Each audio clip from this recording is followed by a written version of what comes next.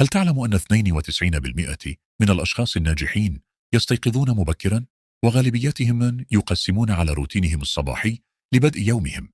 ماذا لو أخبرتك أن بعض الشخصيات الأكثر نجاحا في العالم مثل تيم فيريس وماركوس أوريليوس اتبعوا فلسفة قديمة لتشكيل صباحهم لتحقيق الإنتاجية القصوى؟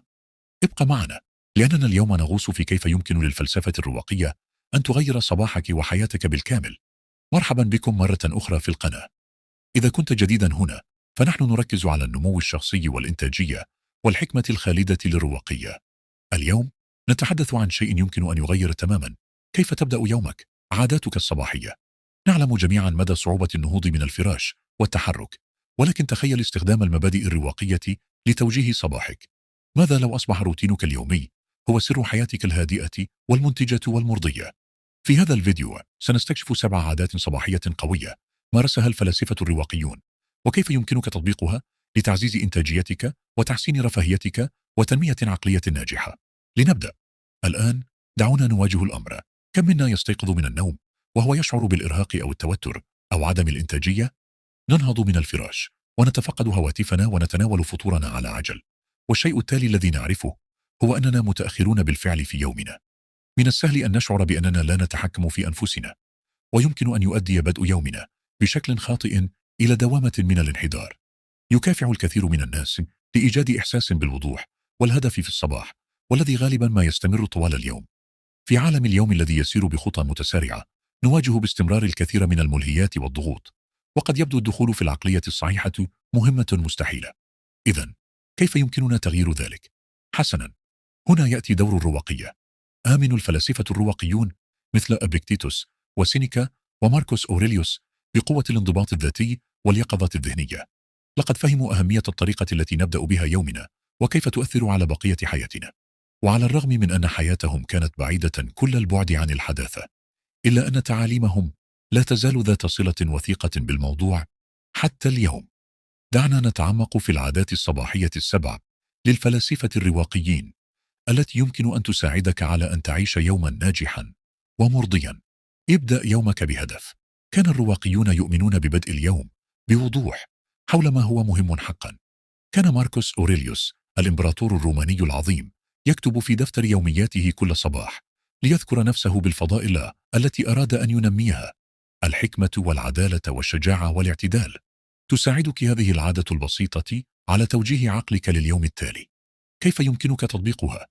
قبل أن تنهض من الفراش، خذ لحظة للتفكير فيما تريد تحقيقه اليوم.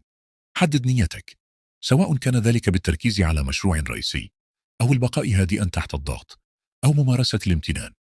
فإن بدء اليوم بهدف يساعدك على موائمة أفكارك وطاقتك. ممارسة الامتنان. غالبا ما كتب الفلاسفة الرواقيون عن أهمية الامتنان، ليس فقط للأشياء الجيدة في الحياة، ولكن لكل شيء، لأن كل شيء يمكن اعتباره فرصة للنمو. كان سينيكا على سبيل المثال يبدأ صباحاته بالتفكير في كل ما يملك، بما في ذلك التحديات التي يواجهها، كفرص لممارسة الفضيلة. كيف يمكنك تطبيق ذلك؟ بمجرد استيقاظك من النوم، خذ لحظة، اشكر الله على الفرصة التي أتيحت لك لتعيش يوما آخر.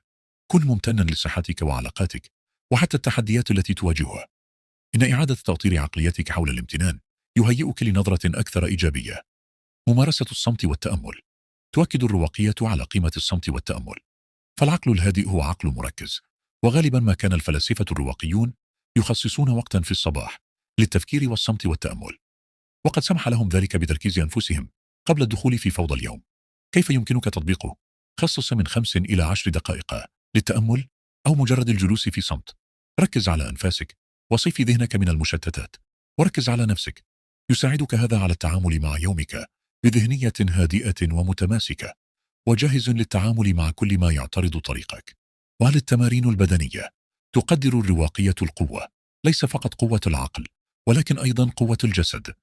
اعتقد الرواقيون أن الجسم السليم يدعم العقل القوي، وقد اشتهر ماركوس أوريليوس بممارسة التمارين البدنية الروتينية، حيث كان يدرك العلاقة بين الصحة البدنية والصفاء الذهني. كيف يمكنك تطبيقه؟ ادمج شكلا من أشكال التمارين الرياضية في روتينك الصباحي، سواء كانت جلسة تمدد لمدة 10 دقائق، أو يوغا، أو مشي سريع في الخارج. فإن تحريك جسمك يساعد على زيادة مستويات الطاقة وتحسين التركيز، وإطلاق الإندورفين، مما يهيئك ليوم ناجح. تخيل التحديات المقبلة. من أقوى الممارسات الرواقية هي التقنية المعروفة باسم Premeditation Malorum، أو الاستعداد المسبق للشرور، وهي عادة الاستعداد الذهني العقبات المحتملة قبل حدوثها. فمن خلال تصور التحديات أو الانتكاسات يمكنك التعامل معها بهدوء ومرونة عند ظهورها. كيف يمكنك تطبيقها؟ خصص بضع دقائق كل صباح لتتدرب ذهنيا على التحديات التي قد تواجهها في ذلك اليوم. تخيل كيف ستستجيب بهدوء وفعالية بغض النظر عما سيحدث. يعزز هذا الاستعداد الذهني قدرتك على التعامل مع الشدائد بكفاءة ومرونة. فكر في تصرفاتك. أكد الرواقيون أيضا على أهمية التفكير في تصرفاتك، سواء أثناء اليوم أو في نهايته. فمن خلال تخصيص بعض الوقت للتفكير في اختياراتك وسلوكياتك تتعلم ما يتماشى مع قيمك وما لا يتماشى معها. كيف يمكنك تطبيقها؟ اجعل التأمل جزءا من صباحك. اطرح على نفسك أسئلة مثل: ما الذي أحتاج إلى العمل عليه اليوم؟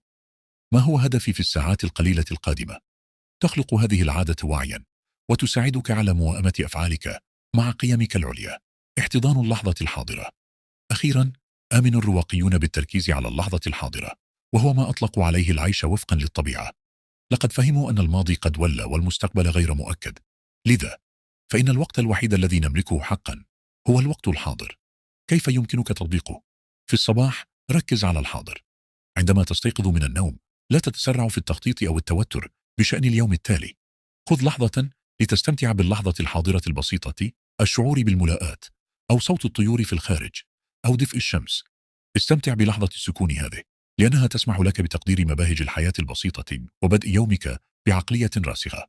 إذا كانت هناك عادة واحدة تبرز كعادة تحويلية حقا، فهي ممارسة تصور التحديات. يمكن لهذه العادة وحدها أن تغير نظرتك للتوتر والمحن بشكل جذري. فبدلا من أن تتفاعل مع النكسات بالإحباط أو القلق، تبدأ في الاستجابة لها بالصبر والتفاهم، وحتى الامتنان للدروس التي تقدمها لك. إن الأمر أشبه بمنح نفسك درعا من المرونة قبل أن تخرج من الباب. يمكن لهذه العادة الرواقية أن تغير الطريقة التي تتعامل بها مع كل عقبة في حياتك. تخيل أنك تواجه أصعب أيامك بهذه العقلية الهادئة والمساعدة. إذن، ها هي العادات الصباحية السبعة القوية من الفلسفة الرواقية: البدء بالهدف، وممارسة الامتنان، والانخراط في الصمت والتأمل، وممارسة الرياضة، وتصور التحديات، والتفكير في أفعالك، واحتضان اللحظة الراهنة. يمكن لكل واحدة من هذه العادات إذا مارستها باستمرار أن تساعدك على بناء الأساس ليوم ناجح وهادئ، وفي نهاية المطاف لحياة ناجحة وهادفة. هذه العادات التي ورثناها عن الفلاسفة القدماء أصبحت اليوم أكثر أهمية من أي وقت مضى. في عالم مليء بالمشتتات والتوتر، تقدم لنا الحكمة الرواقية، طريقة لاستعادة السيطرة على أفكارنا وأفعالنا وعواطفنا. الآن حان دورك. كيف يبدو روتينك الصباحي؟ هل تمارس بالفعل أيا من هذه العادات الرواقية؟ أو هل هناك واحدة أنت متحمس لتجربتها؟ أخبرنا في التعليقات أدناه.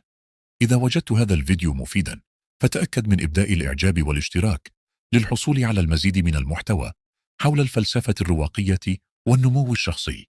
ولا تنسى مشاهدة الفيديو التالي حول كيفية دمج الحكمة الرواقية في يوم عملك. شكرا للمشاهدة، وتذكر: ابدأ كل يوم بهدف، والباقي سيتبعه.